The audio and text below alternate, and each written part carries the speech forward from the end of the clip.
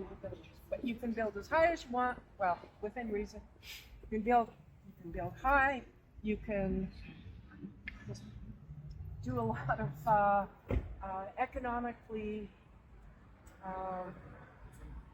profitable things, and only when the city makes them do something on the ground floor does that happen. But there's no residential. So you go downtown on a Sunday afternoon, there's nobody, like nobody at all, right? And so, you know, we can influence things. We really can. So, what kind of cities have you been to that have active downtowns on weekends and evenings? You had experience with that? Yeah. Vancouver, yeah. And why? Because, well, first of all, we have like a big like plaza right in the middle of Bramble, the art gallery, where it's just like a public space where people can just like walk around and stuff. Yeah. Downtown also connects to a lot of different parts of the city. Like for example, Granville Island. Like you have to go through downtown, kind of go through Granville Island in a way. Also, if you like Yaletown is also a big one all over Vancouver, and that's like the downtown area as well. And I was thinking like what you were saying about people like living like in downtown, or like people living to like make the environment a little more, I don't know, like welcoming. And I was thinking like for example Yaletown and like downtown, there's a lot of co-op housing there too. So it encourages people, even like people with like lower incomes, to come out and live there. Great examples, yeah. And Vancouver did that. There's some really interesting books that are written by the planners who made Vancouver into what it is. And they said, people first, residential first, housing first. And they say that they even went too far, because now there's too much housing, and there's not enough, so it's trying to find that balance. But Vancouver's a really interesting story, because it does have that residential component that Calgary downtown does not. I think one thing about Vancouver is, in one of my economics class, I learned that there was supposed to be a highway going down Chinatown, but there were like huge protests in the 70s that actually stopped like the development of like that highway there. Yeah. So it ended up just becoming like, you know, just another residential street. I mean, downtown is like sketchy for us there because there's a lot of protests and stuff, but like it's starting to become redeveloped again, become like more, I guess, friendly area, or like that attracts more like people who live there. Makes sense. And a lot of the buildings are really old too. So. Yeah. Well, you know, that you raise an interesting point about freeways going through cities. Most of the streets that you study, when you do the historic evolution, you'll probably discover that there was some plan to put a freeway in or to widen the street. And they were actually going to see some examples. Well, when you study your street, you might find that there's a newer building that's set back quite a bit. And sometimes that happens because when that was done, often in the 70s or 80s, there was a street widening setback. And the planner said at that time, they weren't thinking the same way, they said you need to set the building back, because at some point we want to come through and widen the street. So even though this is a busy street, can you imagine what it would be like if it was like Proton Trail? And that was what they were looking at. I mean, there's a real conflict between getting traffic moving really quickly and slowing things down so that you can have this kind of an environment. It's a conflict all the time. Yeah, the transportation engineers have identified this thing called induced traffic, and they say that if you build an extra lane of traffic, it'll fill up within weeks. So you never win. And I always compare it to, you know how in COVID everybody was gaining a bit of weight, right? You don't just go out and buy a new set of clothes. You say, whoa, wait, So it's like there's traffic. No, you don't widen the streets. You put it on a road fire. And that's actually a term that some planners use. What were you going to say? I was just gonna say, when I was in my undergrad, I was in the room watching that Woodwood were so weird, and my mom was telling me that there was gonna be like a ring road around the downtown originally for planning that. Yeah. So that's kind of why. So that's really like close. Yeah. I'm going to actually talk about that a bit on Monday in Urban Design Theory. So I think these stories are really wild when you think about how easy it is. How easy it is to grow. Really easy. I mean, would you agree that this is good? This is a good piece of the city? Yeah, this is like one of the only squares like this in downtown too. This is the patch of green. Yeah. Yeah. That's really sad. Yeah. That's just sad. It is. Sorry, this ran out of storage, so I'm just using the camera. Oh, okay. That's why I switched.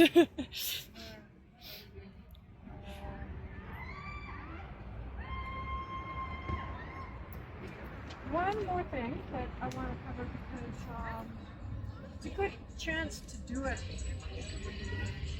over here. Yeah, let's just walk on the grass a little bit. So we asked you guys to look at sun and shade. So you should always get the habit of like just orienting yourselves. So which way's north?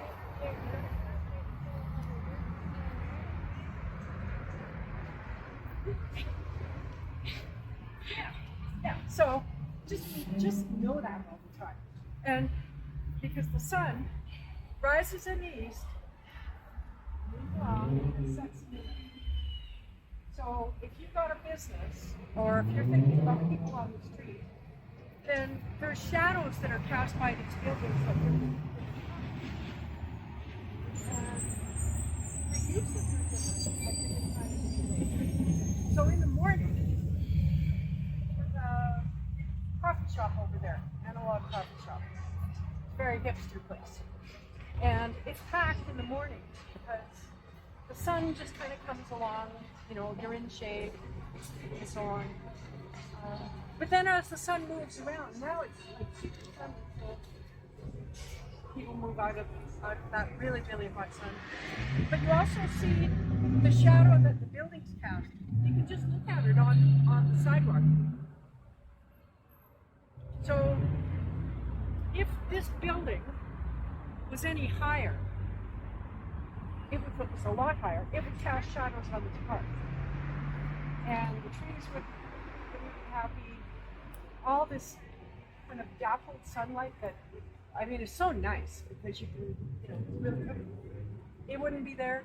So keeping the building heights at the right level is really good on the south side of the street. On the north side of the street, you can build a lot higher. It's really not interfering with the sun and the shadow. So, you know, thinking about where you are, the space is good. What do you know about Calgary and wind? The Chinooks. Wind. The Chinooks, yeah. So, those of you who are new to Calgary, this is an amazing thing, right? So, explain. Explain a Chinook. Those of you who are local. It's freezing cold in the winter. You get a Chinook, it start melting a lot of the snow, and it's quite nice. Other than the wind, it's very nice. And if you get migraines, you get migraines. Yeah. People say there's no correlation, but it happens every time for me. So I don't know. Yeah, that's what everybody says. Yeah, it's a really unusual phenomenon. They have a similar thing in Japan. There's a similar thing somewhere in Switzerland. But there's this thing where warm air moves over the Rocky Mountains. It starts in the Pacific Ocean, moves over the Rocky Mountains. And then as it descends, as it goes to the eastern slope of the Rockies, then it brings all this warm air into Calgary. So you can go from literally minus 30 to like +10 within a day, and it's so weird. But imagine what that means for people who own patios or walking along the street. You can get out of it. And so that's an unusual thing about Calgary that we need to always remember, that we've got the Chinooks. It's not winter, like completely winter like Montreal or like I guess even just like Right. Edmonton, I hear. yeah. Yeah.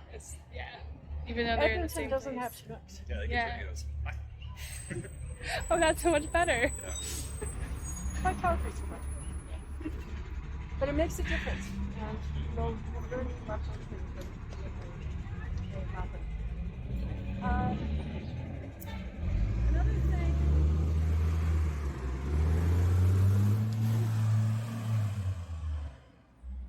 Yeah, you mentioned how rare this little patch of green is. So street trees are something that we want you to map. So look across the street and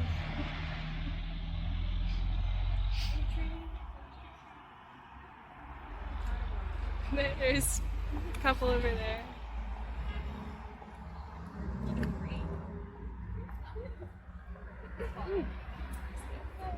not very happy for trees. So see on the ground those tree grates?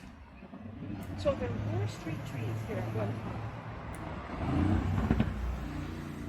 This is a really difficult environment for trees.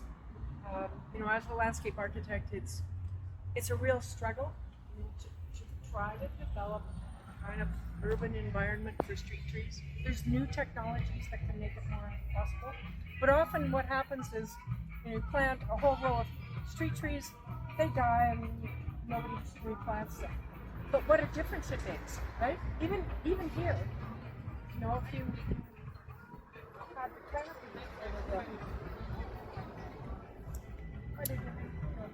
and across the street, there are street trees. They do a little bit better. Urban street trees are really, really challenging. But that's another thing we really need to do. It's actually, just on that note, I know someone who works for a landscaping company in Calgary, and they will routinely buy trees that are substandard and put them in so that whatever it is that they're doing the landscaping for looks good in the moment, but they know that they'll die before the next year is out, and they do that with city trees and city contracts as well. So like sometimes they put them in without thinking that they'll last more than like 2 years. Wow. Yeah, and then the next year they'll come back in and then plant new trees. Yeah. I think that's primarily for private developments, but they do have city contracts. So those of you who are in landscape architecture, and that's something that you'll be learning about is how things get done and what kind of influence you can have on the process so that doesn't happen as it does so often. So I chose this spot specifically so we could all gather. Walking down the street is really difficult because we can't find places to eat.